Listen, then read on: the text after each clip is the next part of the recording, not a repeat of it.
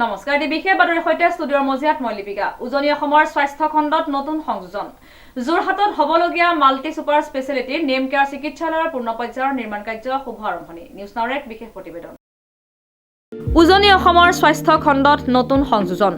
আজিৰ পৰা যোৰহাটত হ'বলগীয়া multi super speciality name care চিকিৎসালয়ৰ পূৰ্ণ পৰ্যায়ৰ নিৰ্মাণ কাৰ্য শুভ আৰম্ভণি। মাংগলিক ৰীতি নীতিৰে শনিবাৰে এক পূজা আগবঢ়াই পূৰ্ণ পৰ্যায়ৰ নিৰ্মাণ কাৰ্যৰ আৰম্ভণি কৰে। কামৰ শুভ আৰম্ভ হৈছে। ভূমি পূজন আমি আগতে এবাৰ কৰিছিলোঁ, তেতিয়া আজি কিন্তু পাইলিং ষ্টাৰ্ট কৰিলোঁ আমি যিহেতু। আৰু এই অঞ্চলৰ মানুহৰ লগতে গোলাঘাট, তিয়ক, নাগালেণ্ড, অৰুণাচল, মাজুলী চবৰ কাৰণে এটা ভাল সুবিধা হ'ব বুলি আমি ভাবিছোঁ। আৰু খুব সুন্দৰ ছুপাৰ স্পেচিয়েলিটি হস্পিটেল এটা কৰিম। আৰু যিবোৰ অভাৱ আছে যোৰহাটত, বিশেষকৈ আমি সেই অভাৱবোৰ আমি পূৰণ কৰিম বুলি আমি সিদ্ধান্ত লৈছোঁ। যিবোৰ বস্তু নাই, যিবোৰ মেচিনাৰী নাই, আমি সেইবোৰ মেচিনাৰী ইয়াত আনিম বুলি আমি সিদ্ধান্ত লৈছোঁ ইতিমধ্যে। আৰু ভাল 200 বেডৰ হস্পিটেল এটা হ'ব। লগতে অলপ বেলেগকৈ কৰিছোঁ, আমি বেলেগ ছিষ্টেমত কৰিছোঁ। আগফালে কমাৰ্চিয়েল কমপ্লেক্স এটা হ'ব, চিনেমা হল হ'ব, এটেণ্ডেণ্টবিলাকৰ সা সুবিধাৰ কাৰণে আমি বিশেষ চিন্তা কৰিছোঁ।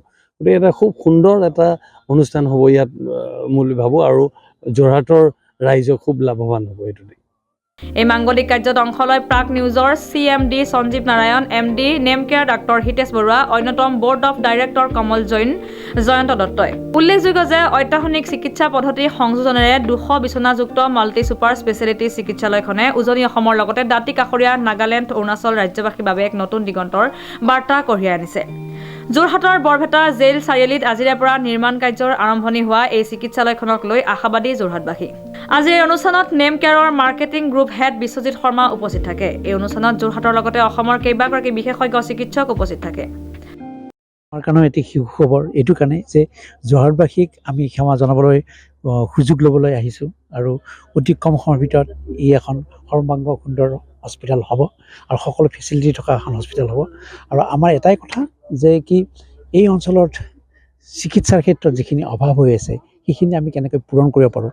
নেম কেয়াৰ হস্পিটেল এতিয়া সমগ্ৰ অসমৰ ৰাইজক যিহেতু সেৱা কৰি আছোঁ, গতিকে যোৰহাটৰ যোগেদিও যদি আমি এই অঞ্চলৰ পৰা ৰাইজক সম্পূৰ্ণৰূপে স্বাস্থ্যৰ ক্ষেত্ৰত আমি এটা সহায় সহযোগ কৰিব পাৰোঁ, নিশ্চয় ই এটা আমাৰ কাৰণে সুখৰ খবৰ হ'ব। গতিকে আজিৰ দিনটো আজি সু আৰম্ভণি। আমাৰ কনষ্ট্ৰাকশ্যনৰ আজি ষ্টাৰ্ট হৈছে। গতিকে আজিৰ দিনটোৰ পিছত উইদিন 2 years আমি এইখন পূৰ্ণাংগপ্ৰাপ্ত এখন হস্পিটেল হৈ উঠিব। আৰু তাৰ দ্বাৰাই আমি যোৰহাটৰ ৰাইজক আমি সেৱা কৰিব পাৰিম। ইয়াতে মই এটা কথা উল্লেখ কৰোঁ যে ইয়াত যিখিনি ট্ৰিটমেণ্ট হয় সেইখিনি ট্ৰিটমেণ্ট আমি কৰিবলৈ সদায় ৰাজি আছোঁ। আৰু যিখিনি ছুপাৰ স্পেচিয়েলিটি অভাৱ আছে সেইখিনি দূৰ কৰিবৰ কাৰণে আমি ৰাজি আছোঁ। 2 নম্বৰ কথা, এটা কথা মই ডিক্লেয়াৰ কৰিব পাৰোঁ যে কি name care to name care, যদি ইয়াত হয় ট্ৰিটমেণ্টখিনিৰে আৰু কিবা ছুপাৰ স্পেচিয়েলিটি ছুপাৰভিশ্যন লাগে, সেইটো কাৰণে name care to name care totally transport খৰচটো আমি ফ্ৰী অফ কষ্ট কৰিম। গোলাঘাট, ডিমাপুৰ বা গোটেই এই অঞ্চলটোৰ বা মাজুলী গোটেইখিনি অঞ্চলৰ ৰাইজৰ কাৰণে এইটো সুবিধা হ'ব। আৰু এটা কথাই মই ক'ব গৈছোঁ, name care to name care free transport. গতিকে এইটো চিন্তা কৰিব নালাগে। ইয়াত যিমানখিনি পাৰোঁ আমি চিকিৎসা দিবৰ কাৰণে চেষ্টা কৰিম। আৰু ইয়াৰ পৰা যিখিনি ছুপাৰভিশ্যন লাগে সেইখিনিৰ কাৰণে name care to name care আমি ফ্ৰী ট্ৰান্সপৰ্টত আমি। যোৰহাটৰ পৰা শ্ৰীমন্ত মাধৱ বৰুৱাৰ ৰিপৰ্ট, নিউজ নাও 24/7।